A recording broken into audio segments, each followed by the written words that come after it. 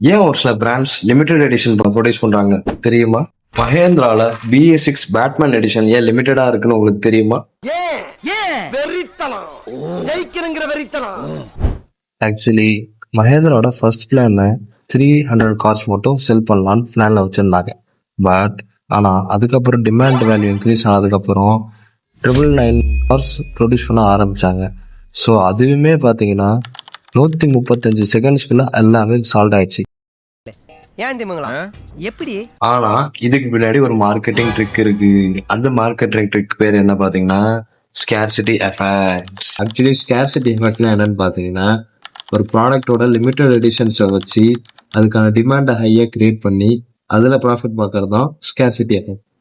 So இந்த scarcity எஃபெக்டோட advantage பார்த்தீங்கன்னா இந்த ப்ராடக்ட்டுக்கான வேல்யூ இன்க்ரீஸ் ஆகும் அண்ட் தென் இந்த பிராண்டுக்கு தனி ஒரு ஹைப் கிரியேட் ஆகும். பார்த்தீங்கன்னா மஹேந்திரால BA6 பேட்மேன் எடிஷன் காருக்கு தனிப்பட்ட பிராண்ட் வேல்யூ அண்ட் ப்ராடக்ட் வேல்யூவும் இருக்கும். ஸோ இந்த மார்க்கெட்டிங் ஸ்ட்ராட்டஜி தான் மஹேந்திரா தன்னோட தனிப்பட்ட பிராண்ட் ஐடென்டிட்டியை செட் பண்றாங்க. உங்களுக்கு இந்த BA6 பேட்மேன் எடிஷன் பிடிச்சிருந்ததுன்னா நம்ம ரீலுக்கு லைக் பண்ணுங்க அண்ட் கூடவே இருக்கவங்க ஃப்ரெண்டுக்கு ஷேர் பண்ணுங்க. இன்ட்ரெஸ்டிங்கான கண்டென்ட்ஸ்க்கு நம்ம பேஜை ஃபாலோ பண்ணுங்க.